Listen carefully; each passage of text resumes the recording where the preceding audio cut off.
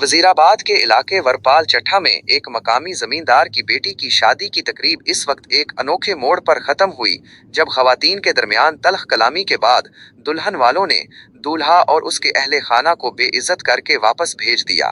दूल्हा दुल्हन लिए बगैर खाली हाथ लौट गया, जबकि दुल्हन के वालिद ने अपनी बेटी का निकाह उसके मामूजाद से करवा दिया।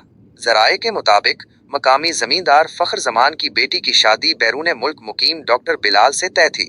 बारात धूमधाम से बैंड बाजे के साथ आई और खूब नोट निछावर किए गए। शादी की तकरीब में मुबैना तौर पर खवातीन के दरमियान तेज जुमलों का तबादला हुआ, जिसके बाद सूरत हाल कशीदा हो गई। दुल्हन वालों ने बारातियों को खाना खिलाया और फिर उन्हें रुखसत कर दिया। उसके बाद दुल्हन का निकाह उसके मामूजाद के साथ करके उसे रुखसत कर दिया गया।